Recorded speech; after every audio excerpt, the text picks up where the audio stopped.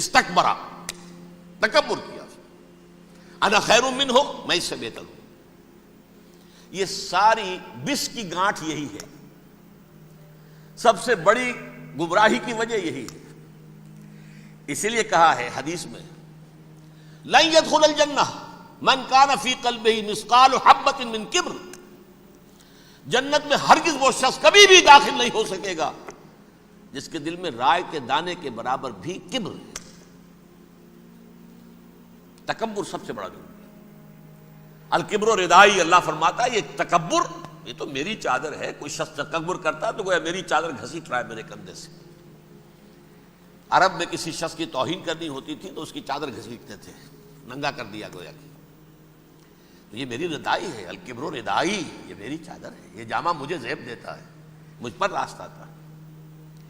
اور حسد، آدم کو جو برتری عطا ہو گئی اس حسد کی آگ میں وہ جل رہا ہے اور اس کا انتقام لینا چاہتا ہے. آدم سے بھی، آدم کو بھی گمراہ کیا، جنت سے نکلوایا. ویسے نکلنا تو انہیں تھا ہی مشیت اذنی میں، لیکن فوری طور پر اللہ کے حکم کی خلاف ورزی تو کروائی نا. فعصى آدم ربہ فغوى، آدم نے اپنے رب کے حکم کی نافرمانی کی اور گمراہ ہوا عارضی طور پر. یہ دوسری بات ہے، توبہ کر لی، اللہ نے توبہ قبول فرما لی، معاف کر دیا. کوئی مستقل جو ہے وہ نسل انسانی پر اس گناہ کا اثر متوارث طور پر نہیں آ رہا ہے، ختم ہو چکا معاملہ، ہوا تھا ہو گیا. فتلقى آدم من ربہ کلمات فتاب علیہ انہ هو التواب الرحیم. اور توبہ کی شان یہ ہے جب وہ قبول ہو جائے اللہ کی جناب میں، کیا تائب من الذنب کمن لا ذنب لہ، گناہ سے توبہ کرنے والا ایسے ہوتا ہے جیسے اس نے کبھی گناہ کیا ہی نہیں تھا. لیکن بہرحال وہ گمراہ کرنے میں کامیاب ہو گیا، حضرت آدم اور حوا کو بھی، اور نوع انسانی کی عظیم اکثریت، عظیم اکثریت، عظیم اکثریت اس کے داؤ میں آئی ہوئی ہے. نہیں، کتنے ہیں وہ عباد اللہ المخلصین، الا عبادک منہم المخلصین، کتنے ہیں جو واقعتاً خالصتاً اللہ کے بندے بن گئے ہوں، جنہیں اللہ نے اپنا بنا لیا، اپنا قرار دے دیا. اب اس کے ساتھ نوٹ کیجئے، اس ابلیس کے ساتھ ایک فوج بھی ہے جسے قرآن مجید میں کہا گیا ہے یہ اس کی پارٹی ہے، حزب الشیطان. یہ اکیلا نہیں ہے. ایک تو وہ عزازیل ہے، اس کی طویل ترین عمر اللہ نے دے دی، وہ تو قیامت تک رہے گا. باقی بھی جنات جو ہیں ان کی نسل میں سے، یا اس کی نوع میں سے، اس کی نسل میں سے، جنات کی عمریں انسانوں کی عمروں سے زیادہ ہیں، بہت زیادہ ہیں، لیکن پھر بھی اتنی نہیں ہے. یہ خاص ہے اس کا معاملہ کہ اس نے کہا تھا رب انظرنی الی یوم یبعثون، مجھے دے دے مہلت اس وقت تک تاکہ میں ثابت کر کے دکھا دوں کہ جسے تو نے یہ خلافت دیا یہ اس کا اہل نہیں ہے. Let me prove this point. ولا تجد اکثرہم شاکرین، تو ان کی اکثریت کو شکر گزار نہیں پائے گا. وہ ابلیس جو ہے وہ ریکروٹ کرتا ہے اپنے فوجی، اول تو خود جنات میں سے جو اس کے نمبر 1 لشکری ہے. قرآن مجید میں اس کا اشارہ دیا گیا ہے انہو یراکم ہوا وقبیلہ من حیث لا ترونہم. دیکھو لوگو، اے انسانوں، وہ ابلیس لعین عزازیل اور جو اس کی قبیلے کے لوگ ہیں، جنات ہیں، وہ تمہیں وہاں سے دیکھتے ہیں اور تاکتے ہیں اور حملہ کرتے ہیں جہاں سے تم انہیں نہیں دیکھتے. وہ غیر مرئی ہیں، انویزیبل ہیں، تمہیں نظر نہیں آتے. ویزیبل دشمن کا وار تو روک لو گے، انویزیبل کا کیسے روکو گے؟ انہو یراکم ہوا وقبیلہ، اکیلا ہی نہیں ہے وہ تو تمہیں تاکتا ہے، تم پر حملہ کرتا ہے، گھات میں لگ کر جو ہے تمہارے اوپر حملہ کرتا ہے، وہ بھی اور اس کے ساتھ اس کے قبیلے کے لوگ جنات بھی، من حیث لا ترونہم، جہاں سے کہ تم انہیں نہیں دیکھتے. لیکن اس کے علاوہ وہ انسانوں میں سے بھی ریکریوٹ، رنگ روٹ وہ برپا کر، وہ جو ہے ان کو اپنے پاس رکھتا ہے فوج کے اندر. جس کی سب سے بڑی مثال کیا ہے؟ سورہ مجادلہ میں اللہ تعالیٰ نے منافق، حالانکہ وہ کون تھے؟ بظاہر حضور کا کلمہ پڑھنے والے، حضور کے پیچھے نماز پڑھنے والے، اسلام کا دعویٰ کرنے والے، ان کو اللہ فرماتا ہے اولئک حزب الشیطان الا ان حزب الشیطان هم الخاسرون، یہ شیطان کی پارٹی کے لوگ ہیں.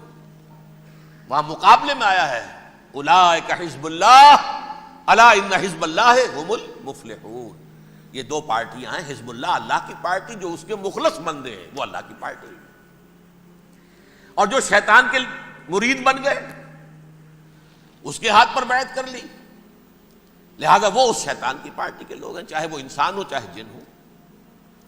تو انسانوں میں سے بھی اس کے حزب میں، اس کی پارٹی میں اس کے ایجنٹ ہیں اور بہت ہیں، بلکہ بہت سے تو ایسے ہیں کہ جو جنات کے بھی کان کتر دیں، ان کو بھی شیطنت سکھا دیں، پڑھا دیں.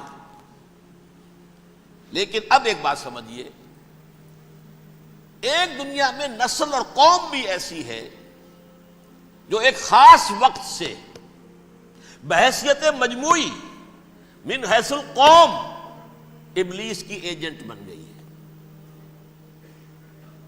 وہ کون ہے؟ وہ یہودی ہے. یہ یہودی قوم جو ہے، اس میں ایک تو کچھ یہ کہ ان کی فطرت کے اندر یہ تھا کہ ہم ہیں اصل انسان، باقی انسان جو ہے وہ انسان نما حیوان ہے، ان کی کوئی حیثیت ہی نہیں. ہم ہیں اصل انسان، نحن ابناء اللہ واحباؤہ.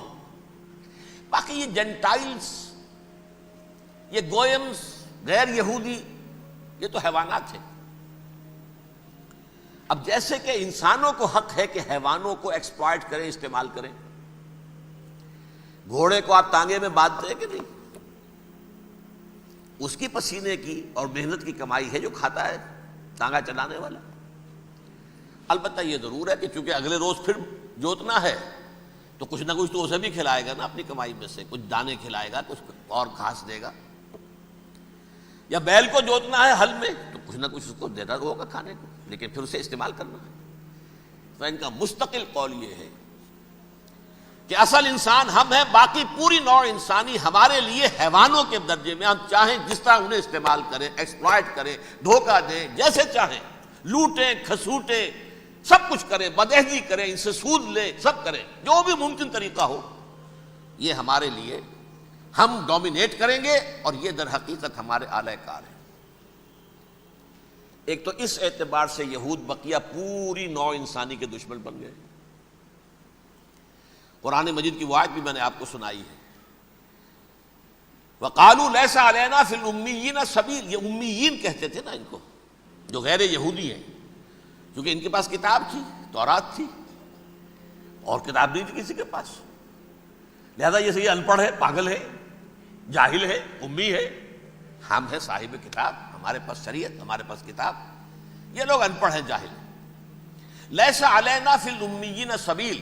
ان امیین کو ہم لوٹیں، کھسوٹیں، دھوکہ دیں، فریب سے جو کریں، چوری کریں، ڈاکہ ڈالیں، جیب کے قطرے، جس طرح بھی کریں ہمارے لیے جائز ہے. ہمارے اوپر کوئی گرفت نہیں ہوگی. اللہ تعالیٰ ہم سے یہ نہیں پوچھے گا تم نے جھوٹ کیوں بولا تھا اس کے ساتھ، تم نے وعدہ خلافی کیوں کی تھی اس کے ساتھ، تم نے کیوں دھوکہ دیا تھا اس کو، تم نے کیوں اس کا مال جو ہے غبن کر لیا تھا، ہڑپ کر لیا تھا. نہیں، ہم پر پوچھ نہیں ہے. اس اعتبار سے ایک تو یہ انسانیت کی دشمنی ان کی گھٹی میں پڑ گئی. اس غلط خیال کی وجہ سے ہم تو بخشے بخشائے ہیں، we are the chosen people of the Lord. ہمیں تو اللہ اگر جہنم میں داخل بھی کرے گا تو صرف چند دن، لن تمسنا النار الا ایاما معدودات. باقی اصل میں تو ہم تو اللہ کے پسندیدہ، نحن ابناء اللہ واحباؤہ، اس کے بیٹوں کے مانند بڑے چہیتے ہیں، لاڈلے ہیں. یہ باقی دنیا، باقی انسان ہماری چراہ گاہ ہے، جیسے چاہیں چریں، جس طرح چاہیں ہڑپ کر جائیں. یہ تو ان کا پہلے سے مستقل معاملہ تھا. لیکن اس کے بعد ان کی تاریخ میں ایک دور وہ آیا جب حضرت مسیح علیہ السلام ان میں مبعوث کیے گئے. یہ 1400 سالہ تاریخ کا کلائمیکس ہے یہود کی. جب کتاب انہیں دی گئی تھی تورات حضرت موسیٰ کے ذریعے، وہ 1400 قبل مسیح کا واقعہ ہے. اس وقت سے لے کر اللہ کا وہ فضل ان پر ہوا کہ کوئی ایک لمحہ ایسا نہیں آیا 1400 برس میں کہ ان کے ہاں کوئی نہ کوئی نبی موجود نہ. یہ تار ٹوٹا ہی نہیں. 2 سے شروع ہوا، موسیٰ، ہارون علیہ السلام، اور 1400 برس کے بعد پھر آخری 2 ہیں، عیسیٰ اور یحییٰ علیہ السلام. یوں سمجھ لیجئے. اور اس کے درمیان یہ تار ہے، اور اس تار میں کوئی ایک لمحہ ایسا نہیں آیا کہ کوئی نبی موجود ہو. اس میں اتار چڑھاؤ بہت سے آئے ہیں، اس کا وہ میرا موضوع نہیں ہے اس وقت. قبل مسیح کی تاریخ جو ہے وہ میرا موضوع نہیں ہے. قرآن مجید میں سورہ بنی اسرائیل کے پہلے رکوع میں اس کا تذکرہ موجود ہے. وَقَضَيْنَا إِلَىٰ بَنِي إِسْرَائِيلَ فِي الْكِتَابِ لَتُفْسِدُنَّ فِي الْأَرْضِ مَرَّتَيْنِ وَلَتَعْلُنَّ عُلُوًّا كَبِيرًا. 2 مرتبہ ان پر عذاب کے کوڑے برسے. پہلے اشوریوں کے ذریعے سے جو شامی تھے، سیرینز اشوری کہلاتے ہیں، پھر بابلیوں کے ذریعے سے یعنی عراقیوں کے ذریعے سے، بیبیلونیا نام تھا عراق کا پہلے. ان پر بہت بڑی بڑی تباہیاں آئیں، اللہ تعالیٰ کی طرف سے عذاب آئے. اس کے بعد پھر دوسرے دور میں دوسرا اقتدار کا دور آیا، خربستیاں بڑھ گئیں. تو پہلے گریکس کے ذریعے سے، یونانیوں کے ذریعے سے، اور پھر رومیوں کے ذریعے سے پسوایا گیا. یہ دور گزر چکے تھے ان پر، 2 عروج کے دور اور 2 زوال کے دور. میری چھوٹی سی کتاب ہے تنظیم اسلامی کا تاریخی پس منظر، 6-7 روپے کی ہوگی. اس کو آپ دیکھیں گے تو اس میں اس کا پورا نقشہ آپ کو مل جائے گا. ویسے تو یہ کہ میری جو ذرا بڑی کتاب ہے سابقہ اور موجودہ مسلمان امتوں کا ماضی، حال اور مستقبل، اس میں میں نے ان معاملات پر بڑی تفصیل سے بحث کی. بہرحال یہ جو دور تھا ان کا 1400 سالہ، وہ اونچ نیچ سے ہوتا ہوا جب آیا ہے حضرت مسیح کی بعثت پر، تو ان کی شرارت کی انتہا یہ ہو گئی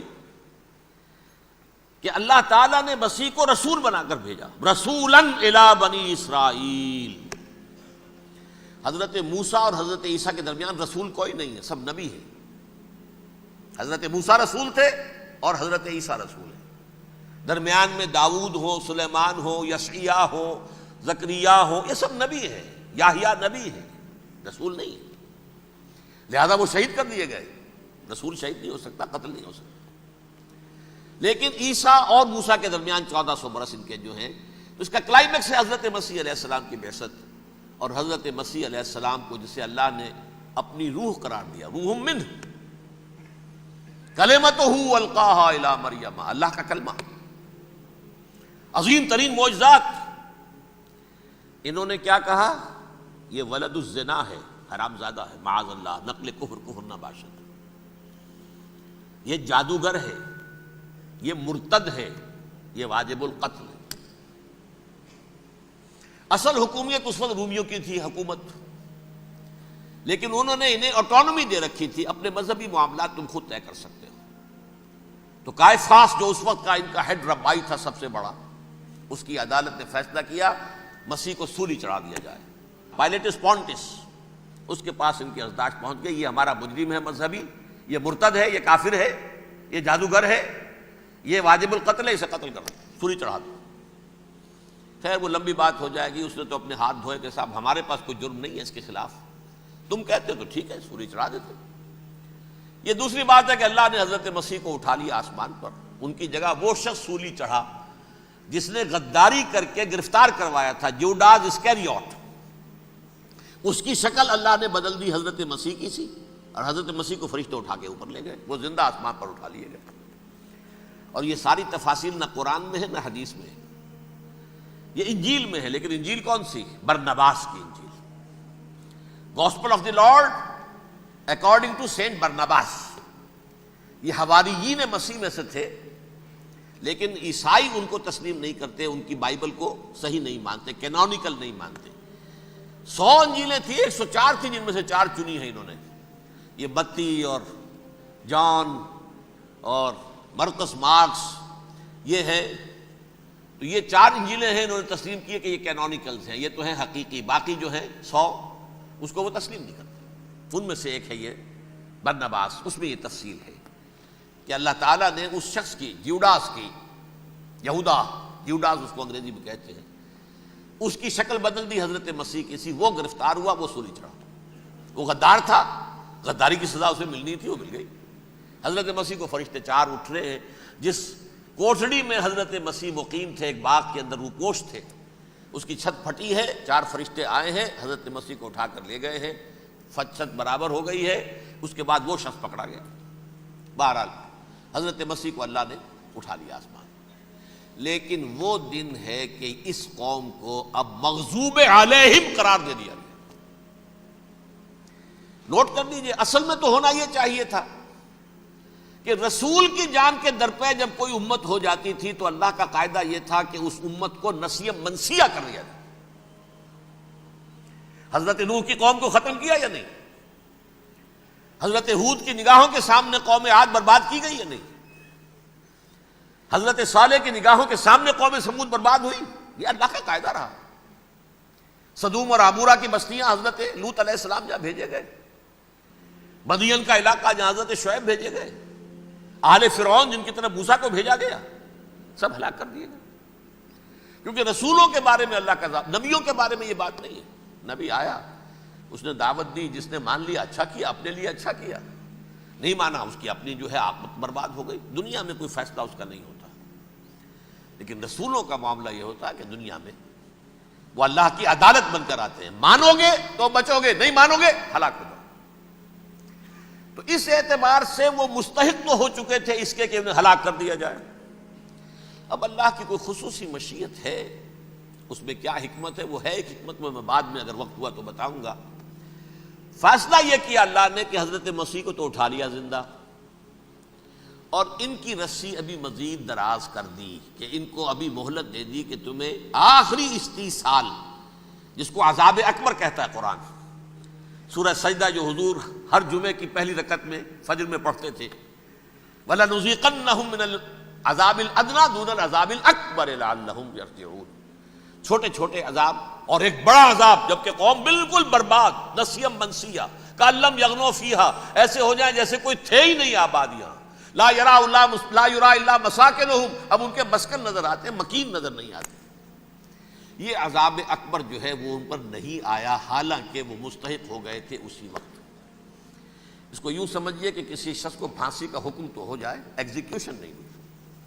ہوتا ہے کئی سال گزر جاتے ہیں پڑے ہوئے، اور معاملات جو ہیں وہ چلتے رہتے ہیں. یہ معاملہ ہوا اس کے ساتھ، ورنہ یہ مستحق ہو چکے تھے آخری بربادی تباہی کے، عذاب استیصال، جڑ سے کاٹ دینے والا عذاب. وہ آ سکتا تھا ان پر اسی وقت، لیکن اللہ نے ان کی مہلت دراز کی. لیکن اس کے بعد اللہ نے ان کو ایک اور موقع دیا. 600 برس بعد حضرت مسیح کے محمد الرسول اللہ صلی اللہ علیہ وسلم کی بعثت ہوئی. اور یہ میں سمجھتا ہوں کہ اس قوم پر اللہ کا اتنا بڑا فضل تھا، اتنا بڑا فضل تھا، اتنا بڑا فضل تھا. اب پھر ایک موقع دیا، عسیٰ ربکم ان یرحمکم وان عدتم عدنا. دیکھو اب بھی تمہیں ہم ایک موقع دے رہے ہیں، تمہارا رب تمہارے اوپر اب بھی فضل کرنے کو تیار ہے، رحم فرمانے کو تیار ہے. ان ھذا القرآن یہدی للتی ہی اقوم. اس قرآن کے سائے میں آ جاؤ، یہ شاہدرا ہے ہدایت میں آنے کا، اس میں داخل ہو جاؤ، محمد کی تصدیق کرو صلی اللہ علیہ وسلم، دامن محمدی میں آ جاؤ، اب بھی ہم تمہارے گناہ بخش دیں. لیکن نہیں، اس قوم نے حضرت محمد صلی اللہ علیہ وسلم کی دشمنی کی کمر کس لی. اور اب یوں سمجھیے اس تاریخ سے لے کر آج تک یہ گٹھ جوڑ ہے. ظاہر بات ہے کہ ابلیس کا بھی اصل دشمن اب کون ہے، یا ہدف کون ہے، ٹارگٹ کون ہے؟ جنہوں نے محمد کو نہیں مانا صلی اللہ، وہ تو ہے ہی جہنمی، ان پر کوئی اور محنت کرنے کی ضرورت کیا ہے؟ سمجھ گئے میری بات؟ حضور کی بعثت کے بعد جنہیں حضور کو رد کر دیا، ان پر ایمان نہیں لائے، وہ کون ہے؟ کافر، وہ جہنمی ہے ہی ہے. لہذا اس کے اوپر کوئی محنت صرف کرنے کی ابلیس کو ضرورت نہیں. اس کا اصل ٹارگٹ امت محمد ہے صلی اللہ علیہ وسلم. وہ ساری نوع انسانی کی دشمنی اب آ کر مرکوز ہو گئی ہے امت محمد صلی اللہ علیہ وسلم کی دشمنی پر. اور اسی طرح یہود کا معاملہ، اگرچہ ویسے پوری نوع انسانی کے دشمن ہیں، انہیں حیوان سمجھتے، ان کی جان مال اپنے لیے مباح سمجھتے ہیں، جس طرح چاہیں لوٹے کھسوٹیں کھائیں پیئیں انہیں. لیکن اب ان کی بھی دشمنی کا سب سے بڑا مرکز امت محمد. کیوں؟ وہی تکبر اور حسد، وہی بیماریاں. انہیں تکبر یہ ہو گیا تھا کہ 2000 سال سے یہ نبوت ہماری میراث، ہماری جاگیر. بنو اسرائیل کے اندر سینکڑوں نبی آئے، 3 کتابیں اللہ نے ہمیں عطا کی. یہ کہاں سے آ گیا محمد صلی اللہ علیہ وسلم؟ معاذ اللہ ثم معاذ اللہ. یہ امیین میں سے، یہ جنٹائلز میں سے، یہ گوئنز میں سے، یہ حقیر ان پڑھ. کہاں یہ نہیں تسلیم کریں گے. حالانکہ قرآن کہتا ہے یعرفونہ کما یعرفون ابناہم، ان کے علماء ایسے پہچانتے تھے حضور کو جیسے اپنے بیٹوں کو پہچانتے کہ یہ آخری نبی ہے، لیکن تکبر اور حسد کی آگ میں جل اٹھے. اب ان کے بھی دشمنی کس سے ہے؟ محمد اور امت محمد صلی اللہ علیہ وسلم. یہ گٹھ جوڑ ہے. اب دیکھیے یہ ہے میری گفتگو کا اب تک کی گفتگو کا حاصل، یہ گٹھ جوڑ. ایک غیر مرئی دنیا، انویزیبل دنیا کا ابلیس لعین اور جنات میں سے اس کے لشکری فوج. انسانوں میں سے ویسے تو اور بھی بہت جگہ اس کے ایجنٹ ہے، مسلمانوں میں بھی ہے، لیکن بحیثیت قوم، بحیثیت مجموعی، ایک پوری قوم، ایک پوری نسل جو ہے اس کے ساتھ گٹھ جوڑ ہے. ان دونوں کی گٹھ جوڑی کے ساتھ یہ دشمن دون ہیں انسانیت کے. پہلا دشمن ابلیس لعین، عزازیل لعین، اور دوسرے دشمن یہود ملعون. اب میں آپ کو ذرا اس جو انسانوں میں سے انسان دشمنی کا جن کا سب سے بڑا رول ہے، میں ان کی 2000 سالہ تاریخ کا آپ کے سامنے نقشہ رکھنا چاہتا ہوں. ان 1400 سال کا تو میں نے صرف 4 آپ کو پوائنٹس بتائے. موسیٰ سے عیسیٰ تک 1400 برس علیہم الصلاۃ والسلام. 2 مرتبہ عروج، 2 مرتبہ زوال. اشیریوں کے ہاتھوں پٹوائی، بابلیوں کے ہاتھوں پٹانا، گریکس کے ہاتھوں مرمت، رومنس کے ہاتھوں مرمت. یہ جو 2000 سال ہیں، کیونکہ اب تو ظاہر بات ہے 21ویں صدی شروع ہو گئی، 20 صدیاں حضرت مسیح کو پوری ہو گئیں.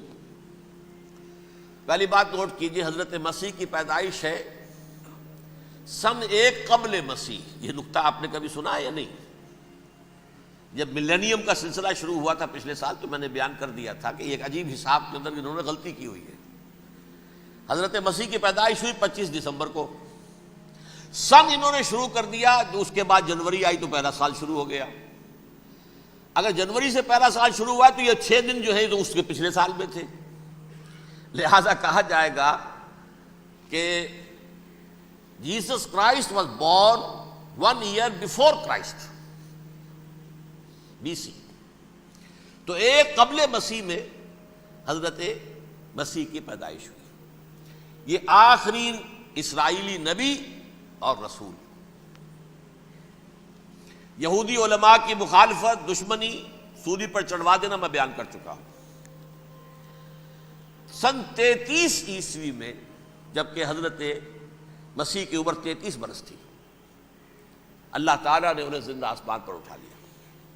لیکن یہودیوں نے اپنے خیال کے مطابق انہیں سولی پر چڑھوا دیا، ان کی موت واقع ہو گئی. اگرچہ اس کے بعد یہ اختلاف ہے ان میں. یہودی کہتے ہیں وہ سولی پر چڑھ گیا، ختم ہوا، مر گیا. عیسائی کہتے ہیں نہیں، انتقال ہوا ہے مسیح کا صلیب پر، لیکن پھر وہ دوبارہ زندہ ہو گئے ہیں. ان کی لاش ایک غار میں رکھ دی گئی تھی، وہاں ریزریکشن ہو گیا، ان کا باعث بعد الموت وہی ہو گیا، اور پھر انہیں اللہ نے زندہ آسمان پر اٹھا لیا. تو ہمارے اور عیسائیوں کے درمیان نوٹ کر لیجئے یہ چیز مشترک ہے کہ حضرت مسیح آسمان پر زندہ اٹھائے گئے. فرق کیا ہے؟ وہ سمجھتے ہیں کہ سولی دیے گئے، سولی پر مرے، پھر زندہ ہوئے، پھر گئے. ہم سمجھتے ہیں کہ نہیں، وما صلبوہ وما قتلوہ، انہوں نے نہ صلیب دے سکے انہیں اور نہ انہیں قتل کر سکے، بل رفع اللہ الیہ، اللہ نے اٹھا لیا. پھر ہمارا اور یہ اس کا عیسائیوں کا ایک اور اتفاق ہے، سیکنڈ کمنگ آف جیسس، حضرت مسیح دوبارہ آئیں گے. یہ عیسائیوں کا بھی عقیدہ ہے اور ہمارا بھی. بہرحال تو جیسا کہ میں نے عرض کیا کہ اس وقت یہ عذاب استیصال، عذاب اکبر کے مستحق ہو چکے تھے، لیکن اللہ نے ان کی مدت دراز کی ہے. لیکن ان پر دنیاوی عذاب کا ایک کوڑا جو ہے اللہ تعالیٰ کی طرف سے اسی وقت برسا. دنیاوی عذاب دنیا میں رہتے ہوئے ختم نہیں کیا. 37 برس بعد حضرت مسیح کے رفع سماوی کے 37 برس بعد سن 70 میں یہودیوں نے بغاوت کی رومیوں کے خلاف. رومی ٹائٹس جنرل تھا ایک، اس نے پھر جو حملہ کیا ہے، 1,33,000 یہودی ایک دن میں قتل کیا یروشلم میں. اور ہیکل سلیمانی گرا دیا۔ وہ ہیکل پہلے بھی گرا تھا، پہلے 1400 سال کے دوران میں بھی نبوکڈنضر نے گرایا تھا، لیکن پھر اس کے 150 سال بعد انہوں نے دوبارہ بنا لیا تھا، اس لیے وہ اسے سیکنڈ ٹیمپل کہتے ہیں۔ پہلا ٹیمپل جو حضرت سلیمان نے بنایا تھا، نبوکڈنضر نے گرا دیا 587 قبل مسیح میں، پھر دوبارہ انہوں نے 150 سال کے بعد بنا لیا۔ وہ اس تاریخ کا حصہ ہے، میں نے جس کے بارے میں آپ کو تفصیل نہیں بتائی۔ اس میں یہ ہوا سن 70 میں وہ گرا دیا گیا، وہ آج تک گرا پڑا ہوا ہے۔ نمبر 2، یہ کہہ دیا گیا کہ یہودیوں اس ارض فلسطین سے نکل جاؤ، تم یہاں نہیں رہ سکتے اب۔ لہذا جس کا جہاں سینگ سمایا چلا گیا، یورپ میں چلے گئے، ایشیا میں آ گئے، عرب میں آ گئے۔ یہ 3 قبیلے جو رات بھی میں نے عرض کیا تھا، بنو قینقاع، بنو نذیر اور بنو قریظہ، یہ وہاں سے آ کے مدینے میں آباد ہو گئے۔ جس کا جہاں سینگ سمایا، افریقہ میں، ہندوستان میں، جہاں چلے گئے۔ ڈایاسپورا اسے کہتے ہیں، وہ آپ نوٹ کر لیجیے اس لفظ کو، ڈایاسپورا، ہمارا دور انتشار، جبکہ ہمیں ہماری اصل سرزمین تو فلسطین ہے، حضرت ابراہیم کا مسکن، حضرت اسحاق، حضرت یعقوب کا مسکن فلسطین، یہ ہے ہماری اصل جاگیر، یہ تو ہماری جدی پشتی جاگیر ہے۔ لیکن یہاں سے نکال دیے گئے سن 70 عیسوی میں، اور وہاں سے لے کے 1917 تک ان کا ڈایاسپورا جاری رہا۔ یہ دور انتشار ہے۔ اس دور انتشار کے اب چند حصے ہیں جس کو میں چاہتا ہوں کہ آپ علیحدہ علیحدہ سمجھ لیں۔ دور انتشار کا جو پہلا جو ہے تقریباً 300 برس، رومی حکمران تھے، وہ یہودیوں کے بھی دشمن تھے اور عیسائیوں کے بھی دشمن تھے۔ عیسائی اور یہودی ایک دوسرے کے بھی دشمن تھے، لیکن رومی سمجھتے تھے کہ یہ ایک ہی تھیلی کے چٹے بٹے ہیں۔ رومیوں کے نزدیک عیسائی بھی یہودیوں ہی کا ایک فرقہ تھے، کوئی علیحدہ مذہب تو تھا ہی نہیں۔ لہذا رومی جو ہیں، رومنز، وہ ان دونوں کو ستاتے تھے، مارتے تھے، اور یہ آپس میں لڑتے تھے۔ یہودی عیسائیوں کو مارتے تھے، عیسائی یہودیوں کو مارتے تھے۔ یہ ہے 300 برس تک کی تاریخ۔ سن 300 عیسوی میں کیا ہوا؟ ایک معجزہ ہو گیا۔ بہت عظیم ایمپرر کانسٹینٹائن، قسطنطین اعظم، رومن ایمپررز میں سے بہت بڑا ایمپرر، وہ عیسائی ہو گئے۔ اب تو معاملہ بالکل تلپٹ ہو گیا، پوری سلطنت عیسائی ہو گئی۔ اب عیسائیوں کے عیش ہو گئے اور یہودیوں پہ مار پڑنی شروع ہوئی۔ اب عیسائیوں کا آپ خود سوچئے کہ جنہیں وہ خدا بنا بیٹھے ہیں، خدا کا بیٹا قرار دے رہے ہیں، ان کے قاتل کون؟ یہودی، بدماش۔ لہذا ان کی وہ پٹائی شروع ہوئی ہے یورپ میں، پوری رومن امپائر میں، انہیں ذلیل کیا گیا۔ شہروں میں آمد بند، علیحدہ رہو، گھیٹوز کے اندر رہو۔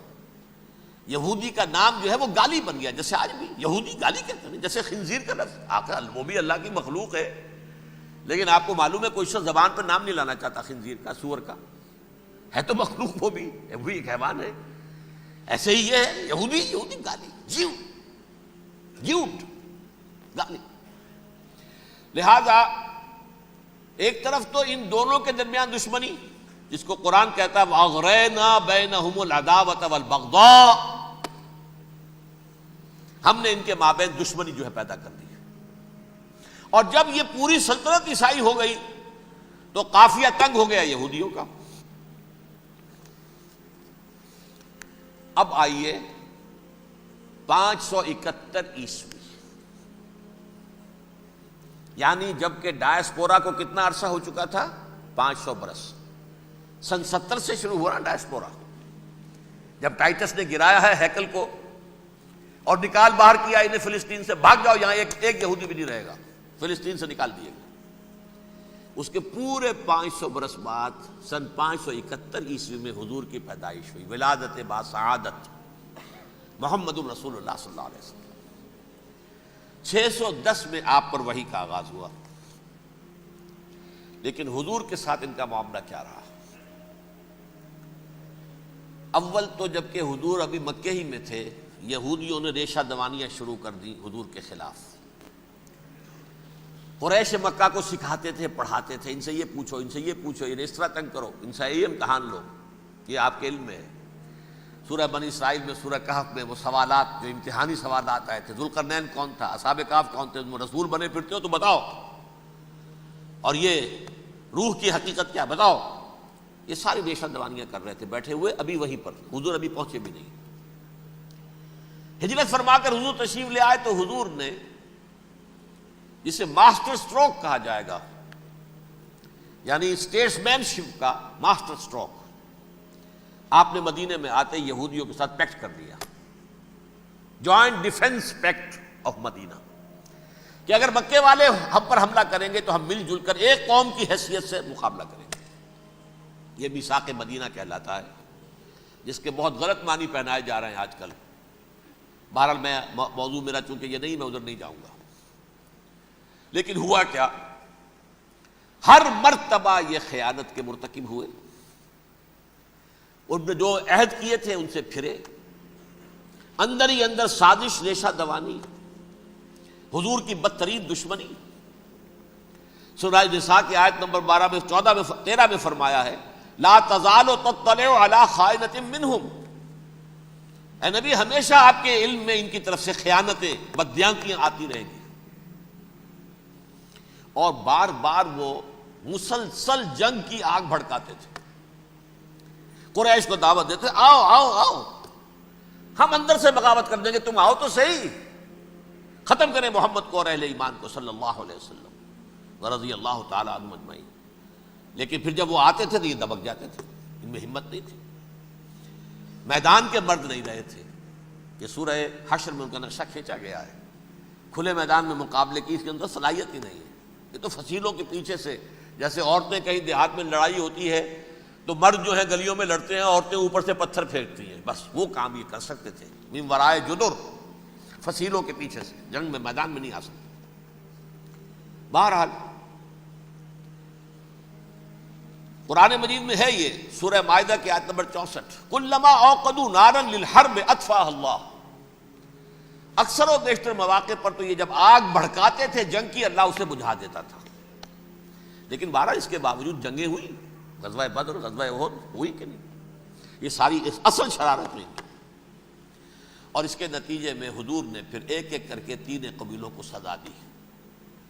غزوہ بدر کے فوراً بعد بنو قینقاع نکالے گئے مدینے سے، غزوہ احد کے فوراً بعد بنو نذیر نکالے گئے، اور غزوہ احزاب کے بعد بنو قریظہ نکال دیے گئے۔ یہ تو میں نے آپ کے سامنے رکھ دیا صرف حضور کے زمانے میں ان کا کیا رویہ رہا، دشمن۔ رات بھی ہم نے وہ آیت پڑھی تھی، لَتَجِدَنَّ أَشَدَّ النَّاسِ عَدَاوَةً لِلَّذِينَ آمَنُوا الْيَهُودُ وَالَّذِينَ أَشْرَكُوا، اہل ایمان کی دشمنی میں شدید ترین تم پاؤ گے یہودیوں کو اور مشرکین کو، مشرکین بھی بعد میں ہے، پہلے یہودی۔ حضور کے بعد کیا ہوا اب یہ نوٹ کیجئے، یہ ان کی تاریخ کا دوسرا دور ہے۔ حضرت عمر رضی اللہ تعالیٰ عنہ کا عہد خلافت ہے، بیت المقدس کا محاصرہ کیا گیا، فصیل بڑی اونچی، شہر اندر سے سیلف سفیشینٹ، حملے کا راستہ کوئی نہیں، محاصرہ طول کھینچ رہا ہے، لیکن ان کے پاس رسد بھی موجود ہے، پانی بھی موجود ہے، وہ دروازے بند کر کے بیٹھے ہوئے۔ بالآخر اللہ تعالیٰ کی مشیت کا ظہور کیسے ہوا، ان کے کچھ علماء آئے فصیل پر، کہا دیکھو مسلمانوں، تم قیامت تک بھی یہاں پڑے رہو گے محاصرہ کر کے، ہمارا یہ شہر فتح نہیں ہوگا۔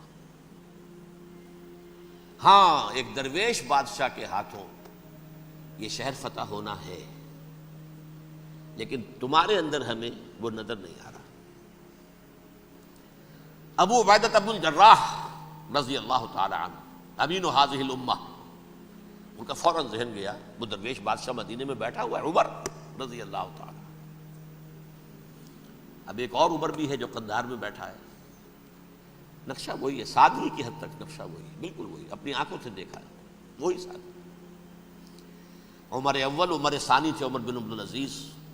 اب ایک اللہ کے فضل سے اللہ تعالیٰ ایدہ اللہ بنصرتہ، اللہ تعالیٰ ان کی نصرت فرمائے، دشمنوں کو ان کے مقابلے میں نیست و نابود کرے۔ انہوں نے ریکویسٹ بھیج دی کہ حضور تشریف لائیے، یہ شہر فتح ہو جائے گا۔ وہ ہے سفر تاریخی، اتنا طویل سفر، تقریباً 700 میل، ایک اونٹ، ایک خادم، ایک منزل میں امیر المومنین اوپر بیٹھے، خادم آگے چل رہا ہے، اگلی منزل پہ خادم اوپر بیٹھا ہے، امیر المومنین آگے جا رہا ہے۔ اور جب پہنچے ہیں تو وہ باری تھی خادم کی، انہوں نے ہاتھ جوڑ دیا، حضور خدا کے لیے تم کیا کہیں گے لوگ، وہ میرا برا حال کر دیں گے، تمہیں شرم نہیں آئی؟ امیر المومنین پیدل آگے چل رہے ہیں نکیل پکڑ کر، اور تم بیٹھے ہو اوپر براجمان ہو۔ حضرت عمر فرمایا الدور دورک، نہیں باری تمہاری ہے، بیٹھ۔ اس حال میں پہنچے، اور پھر یہ کہ ابو عبیدہ بن الجراح آئے ہیں، استقبال کیا ہے تو دیکھا ہے، اس حال میں چلے آ رہے ہیں، عمر نکیل پکڑے ہوئے چلے آ رہے ہیں، اور کہتے ہیں کہ کہیں کیچڑ ویچڑ تھا، جوتے خراب ہو گئے تھے، وہ بھی اتار کے ہاتھ میں پکڑے ہوئے، کپڑے تو تھے ہی پھٹے ہوئے۔ انہوں نے کہا بھی حضرت ابو عبیدہ نے، دیکھیے یہ بڑا متمدن ملک ہے، بڑا مہذب علاقہ ہے یہ، آپ ذرا حلیہ اپنا دوست فرما لیں تب جا کے پیش کروں، ہم آپ کو کریں گے۔ آپ نے فرمایا نحن قوم اعزنا اللہ بالاسلام، ہم وہ قوم ہیں جنہیں اللہ نے عزت دی ہے اسلام کے ذریعے سے، کپڑوں کے ذریعے سے نہیں، دولت کے ذریعے سے نہیں۔ اسی حال میں گئے ہیں، اوپر سے انہوں نے کھڑے ہو کر نشانیاں دیکھی ہیں، اپنی کتابیں کھولی، ہاں یہ وہی ہے، اچھا لو جی سرنڈر، شہر تمہارے ہاتھ میں، خون کا ایک قطرہ نہیں بہا اور بیت المقدس فتح ہو گیا۔ لیکن اس وقت حضرت عمر نے ایک نرمی یہ کی کہ یہودیوں کے لیے بھی اسے اوپن سٹی قرار دے دیا۔ یہ احسان عظیم حضرت عمر کا، اس سے پہلے یہودی آ ہی نہیں سکتا تھا، داخل ہی نہیں ہو سکتا تھا، وہاں وہ آ کر وزٹ نہیں کر سکتا تھا، زیارت نہیں کر سکتا تھا اپنے مقدس مقامات کی۔ حضرت عمر نے یوں سمجھیے کہ تقریباً 550 برس کے بعد ان کے لیے راستہ کھولا ہے کہ ہاں تم آ سکتے ہو، زیارت کر سکتے ہو۔ لیکن یہ عیسائیوں نے لکھوایا معاہدے کے اندر، انہیں یہاں آپ آباد ہونے کی اجازت نہیں دیں گے، لیکن کم وزٹ دی پلیسز، دیکھیں زیارتیں کریں اور جائیں۔ یہ معاہدہ حضرت عمر کا ہے رضی اللہ تعالیٰ، جو پھر خلافت راشدہ کے بعد بنو امیہ نے بھی اس کو آنر کیا، بنو عباس نے کیا، پھر جو ہمارے یہ ترکوں میں اندر خلافت آئی تو ترک خلفاء نے بھی اس معاہدے کی پوری پابندی کی۔ فلسطین میں آ سکتے ہیں یہودی صرف زائرین کی حیثیت سے، وہاں آباد نہیں ہو سکتے۔ اب آئیے اگلا دور آیا حضرت عثمان کا دور خلافت۔ یہ ہے وہ وقت کہ اب یہود نے امت مسلمہ کی پیٹھ میں چھرا گھونپا۔ وہ کیسے؟ ایک یہودی عبداللہ ابن سبا اسلام کا لبادہ اوڑھ کر آ گیا، معاشرے کا جائزہ لے لیا، ان میں بنو ہاشم اور بنو امیہ میں جو پرانی کشاکش تھی اس کے کچھ نہ کچھ جراثیم باقی ہیں، اگر ان کو ذرا بھڑکا دے تو مسلمانوں میں انتشار پیدا ہو جائے۔ کہا یہ عثمان کون ہے؟ یہ تو بنو امیہ میں سے ہے، یہ حق تو بنو ہاشم کا ہے، خلافت ان کے پاس ہونی چاہیے، محمد کے تو رشتہ دار وہ ہے صلی اللہ علیہ وسلم۔ عوام الناس کے اندر بات پھیلنی شروع ہوئی، پھر ایک بڑی سازش کے انداز میں حضرت عثمان کے خلاف پروپیگنڈا، حضرت عثمان کے جو عاملین تھے، گورنر تھے، ان کے خلاف پروپیگنڈا، اور ایسی ہوشیاری کرتے تھے کہ کوفے میں کوفے کے حاکم کے خلاف کچھ نہیں کہنا، اجی مصر میں یہ ہو رہا ہے، اجی شام میں یہ ہو رہا ہے، اجی یہ جو عثمان ہے وہ یہ کر رہا ہے، یہ ظلم ہو رہا ہے، یہ لوٹ مار ہو رہی ہے، یہ خیانتیں ہو رہی ہیں۔ اب نہ تو اس زمانے میں مینز آف کمیونیکیشن، کیسے تصدیق کریں؟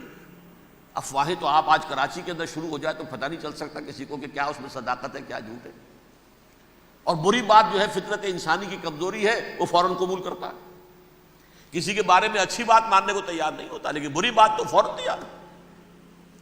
بہرحال یہ فتنہ انہوں نے اٹھایا، حضرت علی کی الوہیت کا فتنہ اٹھایا، حضرت عثمان کے خلاف الفتنۃ الکبریٰ برپا کیا، حضرت عثمان شہید ہوئے۔ اس کے بعد 5 برس تک مسلمان ایک دوسرے کی گردنیں کاٹتے رہے، باہمی خانہ جنگی ہوئی، امت کو وہ زخم لگایا ہے جو آج تک جس سے خون رس رہا ہے۔ یہ شیعان عثمان اور شیعان علی تھے جو بعد میں پھر سنی اور شیعہ ہو اور آج تک ہے۔ فتنہ کس نے جگایا؟ ایک عبداللہ ابن سبا یہودی اور اس کے کارندے، شیطان کا ایجنٹ، اور انسانوں میں سے بھی اس کے جو بھی حواریین تھے اور شیطانوں کے اندر سے بھی تھے، انہوں نے بھی اس آگ کو بھڑکایا۔ یہ آپ سوچ لیجئے کہ یہ کس نے وہ زخم لگایا؟ یہودی۔ اگلا دور آیا، خلافت راشدہ ختم ہوئی، بنو امیہ کا بھی دور کافی گزر گیا۔ طارق ابن زیاد 712 عیسوی میں حملہ کرتے ہیں اسپین پر۔ اسپین اس وقت عیسائیت کا بہت بڑا گڑھ، بڑے کٹر ترین عیسائی جو ہے وہ اسپین میں تھے، لہذا یہودیوں کی وہاں بہت پٹائی ہوتی تھی، یہ میں بتا چکا ہوں، دشمنی تھی ان کی تو چلی آ رہی تھی عیسائیوں کے ہاتھوں یہودیوں کی۔ وہ تو سن 300 عیسوی سے ایمپرر کانسٹنٹائن کے بعد سے شروع ہو گئی تھی۔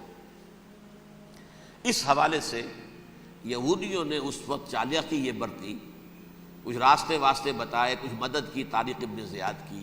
طارق ابن زیاد نے انہیں اپنا محسن سمجھا، ہسپانیہ فتح ہو گیا تو یہودی چونکہ محسنین کی فہرست میں آ چکے تھے، انہیں بہت اقتدار نصیب ہوا، بڑی سپورٹ مسلمانوں نے دی۔ ان کے بڑے بڑے علماء جو ہیں اسی دور کے اندر پیدا ہوئے، بڑے بڑے تھنکرز ان کے اسی دور میں پیدا ہوئے۔ بن گوریون جو کہ ایک وزیر اعظم تھا اسرائیل کا، اس نے یہ لکھا ہے اپنی کتاب میں، Muslim Spain was the golden era of our diaspora. وہ ڈائسپورا جو 70 عیسوی سے شروع ہوا تھا اور 1917 عیسوی تک جاری رہا ہے، اس میں سے گولڈن ایرا ہمارا جو تھا وہ مسلم اسپین تھا۔ ہسپانیہ میں بیٹھ کر ہم نے عیش کیے، لیکن وہاں سے انہوں نے اور جو کچھ کیا، یہ تو داستان کے جو بہت سے گوشے ہیں، لیکن میں جس اسٹریٹ لائن میں چل رہا ہوں اس کے اعتبار سے ایک بات سمجھ لیجیے، وہاں بیٹھ کر انہوں نے اب عیسائیت کی پیٹھ میں چھرا گھونپا، پروٹیسٹنٹ مذہب پیدا کیا، تقسیم کر دیا، جیسے شیعہ سنی کی تقسیم، عبداللہ ابن سبا، رومن کیتھولک اور پروٹیسٹنٹ کی تقسیم، یہودی علماء۔ ہوتا کیا تھا، ہسپانیہ کی یونیورسٹیاں ہیں، کارڈووا میں ہے، ٹولیڈو میں ہے، گریناڈا میں ہے، غرناطہ، قرطبہ، تولیتلا، اور وہاں آتے تھے لوگ، فرانس سے چلے آ رہے ہیں نوجوان پڑھنے کے لیے، جرمنی سے چلے آ رہے ہیں، اٹلی سے چلے آ رہے ہیں، 3 ہی ملک قریب ترین پڑھتے ہیں سینٹرل جو یورپ کے ہیں۔ یہاں پر جو ہے وہ اسلام جو نور پھیلا رہا تھا اس سے بھی مستفیض ہوئے، جہالت کے جو ہے پردے ان کے وہ چھٹے، اس کے ساتھ ہی وہ یہودی وہاں ان کے اندر جو جراثیم داخل کر رہے تھے وہ اس عیسائیت کے خلاف بغاوت تھی، جو اس وقت دنیا میں عیسائیت اس وقت تھی، پوپ کا راج تھا دنیا میں اس وقت۔ یورپ میں جو عیسائیت تھی اس میں ایک طرف بادشاہ تھے، لیکن بادشاہوں کی حیثیت وہاں پر یوں سمجھ لیجئے کٹ پتلیوں کی تھی، اصل قوت پوپ کے ہاتھ میں تھی۔ اور پوپ کو انہوں نے جیسے قرآن نے کہا اتخذوا احبارهم ورهبانهم اربابا من دون اللہ، کیونکہ سینٹ پال نے شریعت موسوی ساقط کر دی تھی تو اب شریعت تھی ہی نہیں، پوپ کو اختیار تھا جس چیز کو چاہے حلال قرار دے دے، جس چیز کو چاہے حرام قرار دے دے۔ اتخذوا احبارهم ورهبانهم اربابا من دون اللہ۔ انہوں نے کہا صاحب یہ پوپ کس بلا کا نام ہے، یہ بھی انسان ہے، بات تو ٹھیک تھی نا، اصل حیثیت تو کتاب کی ہونی چاہیے نا، ڈیوائن بک، دی ریویلڈ اسکرپچر، لہذا اور یہ کتاب ہر شخص پڑھ سکتا ہے، کوئی پوپ کے باپ کو جو ہے کوئی اس کے لیے پروپرائٹری رائٹس تو نہیں ہے کہ صرف پوپ پڑھ سکتا ہے یا پادری پڑھ سکتے ہیں، ہم بھی پڑھ سکتے ہیں، ہم بھی سمجھ سکتے ہیں۔ یہ باتیں تھی کہ جن کو بڑھا چڑھا کر بیان کر کے اور پوپ کا اقتدار ختم کرا دیا اور توجہ مرکوز کر دی بائبل کی طرف۔ اب بائبل میں بڑا حصہ تو اولڈ ٹیسٹامنٹ کا ہے، نتیجہ کیا ہوا، یہود کی عظمت پروٹیسٹنٹس کے نزدیک مسلم ہو گئی۔ اصل قوم تو یہ ہے، وہ دشمنی بدلی کہ نہیں بدلی، موسیٰ کے امتی یہ ہے، تورات موسیٰ کو دی گئی، ابراہیم کی نسل یہ ہے، لہذا وہ جو دشمنی تھی، جو عداوت تھی کہ ہمارے خدا کو سولی چڑھانے والے ہیں یہ بدماش، اس کا ازالہ ہوا۔ اس پروٹیسٹنٹ مذہب کے نتیجے میں یہ میں اب آپ کو بتاتا ہوں کہ ایک نتیجہ وہ نکلا ہے جسے برٹرنڈ رسل نے بیان کیا ہے، اس کی کتاب ہے ان پریز آف آئیڈلنس، صفحہ 108۔ وہ لکھتا ہے دی Christians retaining the Judaic belief in a special revelation, added to it the Roman desire for worldwide domination and the Greek taste for metaphysical subtleties. The combination produced the most fiercely persecuting religion that the world has yet known. یہ تین چیزیں آ کر عیسائیت میں مل گئی. ایک تو جب یہ اولڈ ٹیسٹمنٹ جو ہے وہ ان کے ہاتھ میں آ گئی, اور اس کے میں کچھ آپ کو بتا دیتا ہوں کہ اولڈ ٹیسٹمنٹ کی تعلیمات, کیونکہ یہ اولڈ ٹیسٹمنٹ جو ہے یہ محرف تھی. اصل تورات تو گم ہو گئی تھی 587 قبل مسیح میں, جب پہلی مرتبہ ہیکل جو ہے تباہ ہوا ہے, اس وقت ختم ہو گئی تھی. اس کے کوئی 150 سال کے بعد انہوں نے یادداشتوں سے مرتب کر کے لکھی ہے. اب اس میں ان کے اپنے خیالات, اپنے امانی, اپنی توجیحات وہ شامل ہو گئی. لہذا میں آپ کو حوالے دیتا ہوں اس کتاب کے اندر مظالم کی جو تعلیم دی گئی ہے. اہل کتاب نے اپنے مظالم قتل عام کے جواز کے لیے تورات میں تبدیلیاں کی اور پیغمبروں پر دہشت ناکی اور بدترین حرام کاری کے الزامات لگائے. سنیے, پہلا حوالہ ہے یہ گنتی باب 31 آیات 17-18. اس لیے ان بچوں میں جتنے لڑکے ہیں سب کو مار ڈالو, اور جتنی عورتیں مرد کا منہ دیکھ چکی ہیں ان کو بھی قتل کر ڈالو, لیکن ان لڑکیوں کو جو مرد سے واقف نہیں اور اچھوتی ہیں اپنے لیے زندہ رکھو. یہ کسی اللہ کی کتاب کا یہ جملہ ہو سکتا ہے؟ کسی ریویل بک کا؟ اور سنیے, یہ ہے استثناء ڈیٹرانومی باب 20 آیت 16-18. پر ان قوموں کے شہروں میں جن کو خداوند تیرا خدا میراث کے طور پر تجھ کو دیتا ہے, کسی ذی نفس کو جیتا نہ بچا رکھنا, جیسا خداوند تیرے خدا نے تجھ کو حکم دیا بالکل نیست کر دینا. مرد, عورتیں, بچے, بوڑھے سب ختم. یہ کتاب مقدس ہے. اور سنیے, سیموئیل باب 27 آیت نمبر 9. اور داؤد نے اس سرزمین کو تباہ کر ڈالا اور عورت مرد کسی کو جیتا نہ چھوڑا. نمبر 4, ان سب آباد شہروں کو ماں, عورتوں اور بچوں کے بالکل نابود کر ڈالا. کتاب استثناء باب 3 آیت 6. یہ ہے جو کہہ رہا ہے برٹرنڈ رسل, کرسچینٹی میں آ کر یہ تین چیزیں شامل ہو گئی. ایک تو یہ باربیرین یہ تعلیم جو ہے, اور یہ مذہب کے نام پہ تعلیم, یہ کتاب مقدس کی تعلیم. نمبر 2, رومنز کے اندر جو ایک تمنا تھی ورلڈ ڈومینیشن کی, وہ عیسائیت کے اندر آ گئی. اس لیے کہ پوری رومن امپائر جو ہے عیسائی ہو گئی, تو اسے وراثت کے اندر ورلڈ ڈومینیشن کی جو ایک تمنا تھی وہ مل گئی. اور پھر یہ کہ انہوں نے جو توہمات تھے یونانیوں کے, ان کو بھی اپنے ہاں مختلف شکلوں کے اندر جمع کر لیا. ان تین چیزوں کا the combination produced the most fiercely persecuting religion that the world has yet known. اس کے نتیجے میں دنیا میں تاریخ انسانیت کے اندر جو بدترین خوخار ترین مذہب ہو سکتا ہے وہ شکل عیسائیت نے اختیار کی. اور اس کا مظہر عتم کیا تھا نوٹ کیجئے, صلیبی جنگیں. ایک بات ٹائم ٹیبل کے اعتبار سے نوٹ کر لیجئے گا. فرسٹ ملینیم ختم ہوا, سیکنڈ شروع ہوا. ان کے 1000 سال ختم ہوئے تو 11ویں صدی میں سیکنڈ ملینیم شروع ہوا, تو پہلی صلیبی جنگیں ہوئی. لاکھوں مسلمان قتل کیے گئے. صرف یروشلم کے اندر اتنا خون بہایا ہے کہ خود ان کے ہسٹورینز لکھتے ہیں کہ جب ان صلیبیوں نے جب گھوڑوں کے ساتھ وہ چل رہے تھے گلیوں میں, تو ان کے گھوڑوں کے گھٹنوں تک خون کی ندی بہ رہی تھی. جہاں سے گزرے ختم کرتے چلے گئے, آبادیاں کی آبادیاں ختم کرتے. اگرچہ اس کروسیڈ میں گیہوں کے ساتھ گھن بھی پسا, یہودی بھی بہت مارے گئے. یہ فرانس سے, جرمنی سے جب یہ کروسیڈرز آ رہے تھے 3000 میل کا سفر طے کر کے آئے تھے. سوچئے تو صحیح, اربن ثانی پوپ جو تھا آگ لگا دی تھی اس نے پورے یورپ کے اندر. شرم سے ڈوب مرو, تمہارے مقدس علاقے مسلمانوں کے ہاتھ میں. انفیڈلز, یہ کافر, یہ مرتد, یہ ملحد. مسیح جہاں پیدا ہوا, مسیح کو جہاں سولی دی گئی, وہ کہاں ہے؟ ان کے ہاتھ میں. وہ آگ لگائی ہے, 3000 میل کا فاصلہ طے کر کے یہ قومیں آئی ہیں وہاں.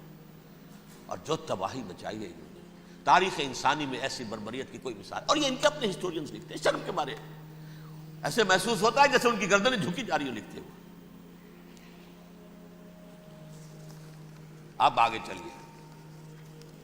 یہ جو بغاوت ہوئی پوپ کے خلاف، اس میں نوٹ کیجئے تاریخی اعتبار سے سب سے پہلے بغاوت کرنے والا ملک انگلستان تھا. اس نے اپنا چرچ علیحدہ بنایا، چرچ آف انگلینڈ. پوپ سے رشتہ منقطع. The first Protestant kingdom in Europe was England. اسی سے رشتہ جوڑی west, white Anglo Saxon Protestants. ان میں اولیت کا شرف کسے حاصل ہے؟ برطانیہ شریف کو. یہاں پر انہوں نے اب ایک بہت بڑا جو کارنامہ کیا، پوپ کی گرفت کم ہوئی یورپ پر سے، پروٹیسٹنٹ مذہب کا فروغ ہوا، تو انہوں نے سود کی اجازت حاصل کر لی. جب تک پوپ کی حکومت تھی سود حرام تھا. نو ٹرانزیکشن، نہ انٹرسٹ نہ یوزری، کچھ بھی نہیں. پروٹیسٹنٹس کے ذریعے سے سود کی اجازت حاصل کر لی. اس کے بعد بڑے بڑے بینک بنا کر بیٹھ گئے. House of Rothschilds, House of Goldsmiths. یہ عمران خان صاحب کے جو خسر جو تھے گولڈ سمتھ، یہ بینکرز، بڑی بڑی فیملیز. ان لوگوں نے کیا کیا؟ اب ریشہ دوانیاں. یورپ میں مختلف ملکوں کے درمیان جنگیں کروائیں سازشوں کے ذریعے سے. وہی کلما اوقدوا نارا للحرب، جنگ کے لیے آگ بھڑکا دینا تو ان کا پرانا مشغلہ تھا. جنگیں کرواتے تھے. پھر فرانس کے بادشاہ کو بھی قرض چاہیے اسلحہ کے لیے، انگلستان کے بادشاہ کو بھی قرض چاہیے. ہاؤس آف راس چائلڈز کا ایک نمائندہ وہاں بیٹھا ہے، ایک یہاں بیٹھا ہے، اور منہ مانگے شرح پر سود کے اوپر قرض دے رہے ہیں. ان کو سب کو جو ہے ان کے سارے مالی وسائل کھینچ لیے، دولت پر قبضہ کر کے بیٹھ گئے. اور اس کا نتیجہ یہ نکلا چند 100 سالوں کے اندر کہ فرنگ کی رگے جاں پنجے یہود میں. اس سودی نظام کے ذریعے سے دولت پر ان کا قبضہ. علامہ اقبال 1905 سے 1908 تک رہے تھے نا وہ. لیکن یہ کہ ان کی نگاہ تھی ایسی، گاہ میری نگاہ تیز چیر گئی دل وجود، گاہ الجھ کے رہ گئی میرے توہمات میں. انہوں نے دیکھا ہے کہ فرنگ کی رگے جاں پنجے یہود میں ہے. ابھی ہٹلر کا تو وجود بھی نہیں تھا، بعد میں ہٹلر کو محسوس ہو گیا نا واقعتاً ہمارا اصل دشمن یہ یہودی ہے جو یہاں پر بیٹھا ہوا، جو ہمارا خون چوس رہا ہے. آخر یوں ہی تو نہیں، دماغ اس کا ایسے تو خراب نہیں ہو گیا تھا. یہ قتل عام، یہ ہولوکاسٹ کس لیے؟ اس نے پہچان لیا تھا، اس لیے کہ وہ ویسٹ نہیں تھا. وائٹ اینگلو سیکسن پروٹیسٹنٹس، اصل جادو جو چلا وہ ان پر چلا. اور برطانیہ ان کا سب سے بڑا جو ہے وہ پشت پناہ، مددگار، حامی.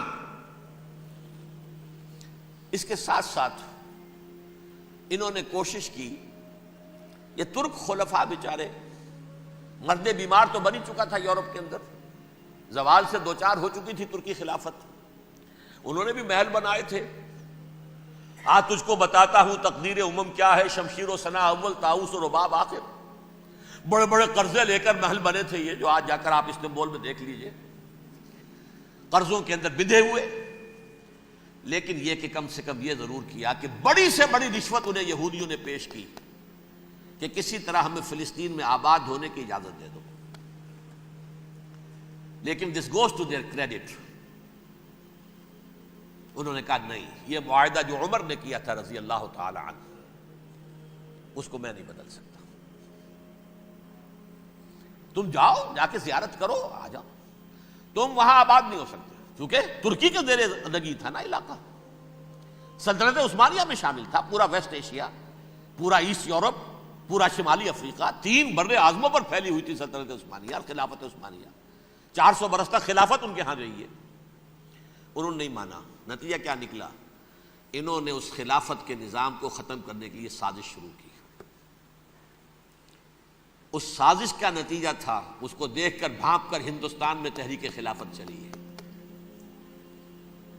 بولی اماں محمد علی کی جان بیٹا خلافت پر دے دو، ساتھ ہوں تیرے شوکت علی بھی جان بیٹا خلافت پر دے دو. تحریک چلی، ابھی ختم نہیں ہوئی تھی خلافت، لیکن نظر آ گیا تھا بڑا پیارا واقعہ ایک صاحب نے سنایا ہے کہ جب شیخ الہند جو ہیں اسیر تھے مالٹا میں، یہ 1915 سے 1920 تک رہے،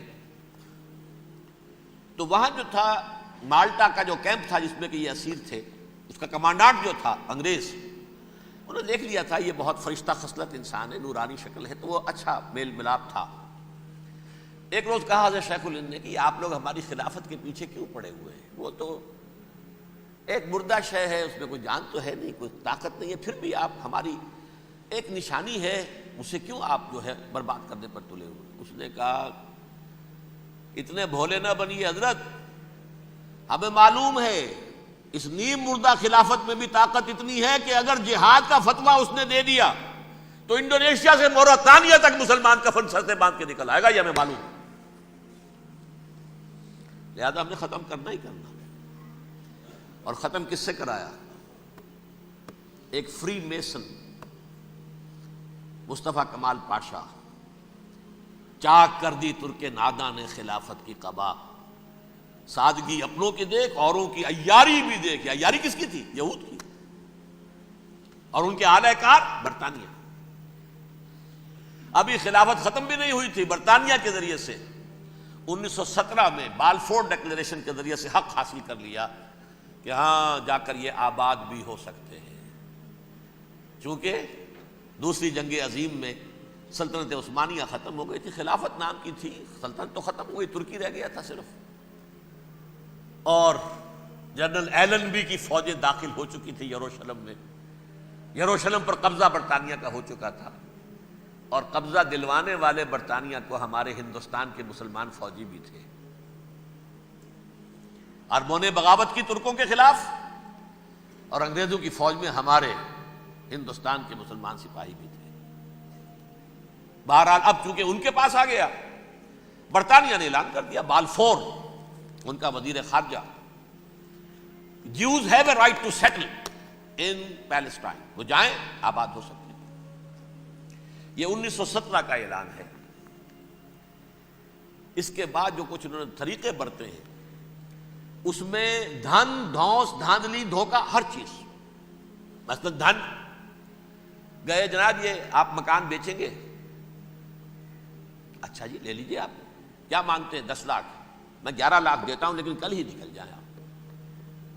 پیسے کی کمی تھی نہیں، پورا یورپ کا سرمایہ جن کے پاس، بینکرز کے پاس، زائنسٹ موومنٹ اصل میں بینکرز کی موومنٹ تھی۔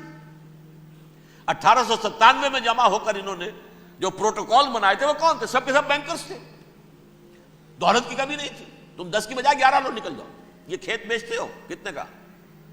بھائی 12 کا، ہم 13 دیتے ہیں بھائی، جلدی سے نکل جاؤ۔ یہ بھی کیا، دھن کے ذریعے سے ڈسپلیس کیا، جہاں زور چلا نکال دیا۔ اور اس کے بعد پھر جب سن 48 میں اسرائیلی ریاست قائم ہو گئی، اب اسرائیلی جو ہے عدالتوں میں استغاثے دائر کرنے شروع، یہ فلاں مکان میرے پرانے پگڑ دادا سگڑ دادا کا تھا 2000 سال پہلے، اس کے اوپر یہ قبضہ کر کے بیٹھے ہوئے، یہ میرے پاس دستاویزات ہیں، اچھا ٹھیک ہے آپ نکل جائیں، یہ مکان ان کا ہے۔ اس طریقے سے انہوں نے بے دخل کیا فلسطینیوں کو، اور خود وہاں پر قدم جما کر مضبوطی سے بیٹھ گئے۔ یہ ہے کہ جو مغربی اقوام نے کیا ہے، اس میں سیکنڈ جو ہے رول پلے کیا ہے امریکہ نے۔ ویسٹ جو ہے اس کا نمبر 2 امریکہ تھا، اب نمبر 1 امریکہ ہے۔ اب برطانیہ کی کوئی حیثیت ہی اب نہیں ہے، لیکن سب سے بڑا وکیل جو ہے وہ وہی ہے اب بھی۔ لیکن ظاہر بات ہے کہ west white Anglo Saxon Protestants کا امام اس وقت جو ہے وہ برطانیہ، یو ایس اے۔ 1948 میں یہ قائم ہوا، اور یہاں پہ نوٹ کیجئے پاکستان 47 میں قائم ہوا ہے، اور تقریباً 9 مہینے ہیں درمیان میں، اگست 47 اور مئی یا جون 48۔ اس کا کیا مطلب ہے یہ میں بعد میں بتاؤں گا آپ کو۔ پہلی جنگ ہوئی 48 میں، عربوں نے بغاوت کی، اور عرب جیت رہے تھے، اچانک پتہ نہیں کیوں عربوں نے جنگ بند کر دی۔ یہ بالکل یوں سمجھیے کہ پیرلل واقعات ہیں۔ کشمیر میں ہم جیت رہے تھے، بھاگ کر نہرو پہنچ گیا یونائٹڈ نیشنز کے اندر، جنگ بند ہو گئی، ختم ہوا اس میں۔ کچھ اپنوں کی غلطی بھی تھی، کچھ قبائلیوں نے وہاں جا کر سری نگر ایئرپورٹ تک پہنچ گئے تھے، بجائے اس پر قبضہ مکمل کرنے کے لوٹ مار میں لگ گئے، اپنوں کی غلطی بھی تھی، لیکن اس کے باوجود پڑنا بھاری تھا، اور اگر سری نگر ایئرپورٹ پر قبضہ ہو گیا ہوتا تو سوال ہی پیدا نہیں ہوتا کہ بھارت جو ہے اپنی فوجیں اتار سکتا، زمینی راستہ تھا ہی نہیں۔ وہی وہاں ہوا ہے، بڑے ہی عجیب طریقے پر عرب جیت رہے تھے، اسرائیل جو ہے شکست کھا رہے تھے، عربوں نے صلح کر دی۔ کچھ مہینوں کے بعد عربوں نے دوبارہ جنگ کی، اتنے عرصے میں یہ اسرائیلی، یہ سب جو ہیں جتنے دہشت گرد ہیں اسرائیل، یہ اس دور کے لوگ ہیں، وہ چاہے مینیجم بیگن تھا یا کوئی اور، یہ سب کے سب اس دور کے ٹیررسٹ۔ اب انہوں نے ڈٹ کر جو مقابلہ کیا، عربوں کو شکست دی بڑی سخت۔ سن 48 میں عربوں کو شکست ہو گئی، سن 67 میں روس کے سکھانے پڑھانے پر جمال عبد الناصر نے حملہ کیا، بلاکیٹ کر دیا ایلات کا، بندرگاہ کا۔ 6 دن کی جنگ کے اندر اسرائیلیوں نے روس سے پورا صحرا سینا لے لیا، اسرائیل شام سے گولان ہائٹس لے لیے، اردن سے یہ پورا مغربی کنارہ جو یہ اردن کا حصہ تھا، اور مشرقی یروشلم اردن کے پاس تھا، اس پر بھی قبضہ کر لیا۔ 1967 کی جنگ کا نتیجہ کیا نکلا؟ یروشلم پورا کا پورا یہودیوں کے قبضے میں چلا گیا، جو 1948 میں آدھا کر دیا گیا تھا۔ ویسٹرن یروشلم یہ یہودیوں کے پاس، ایسٹرن یروشلم مسلمانوں کے پاس، اور مشرقی یروشلم ہی میں مسجد اقصی ہے اور قبۃ الصخرہ ہے، وہ مسلمانوں کی تحویل میں تھے۔ اردن کا قبضہ مسلمانوں کی تحویل، لیکن اب 67 میں پورا یروشلم ان کے قبضے میں آ گیا۔ پھر بہرحال مصر نے ایک کوشش کی بدلہ لینے کی سن 73 کی جنگ میں، اور اس میں کوئی شک نہیں بڑی شجاعت کا مظاہرہ کیا۔ رمضان وار آف 1973، بارلیو لائن کراس کر لی، جسے وہ سمجھتے تھے کہ کوئی طاقت دنیا کی ہمارے اس دفاعی جو ہے لائن اس کو کراس کر نہیں سکتی۔ لیکن پھر جب امریکہ اپنی پوری طاقت لے کر میدان میں آ گیا ہے تو ظاہر بات ہے کہ مصر کی حیثیت امریکہ کے مقابلے میں تو کچھ نہیں تھی۔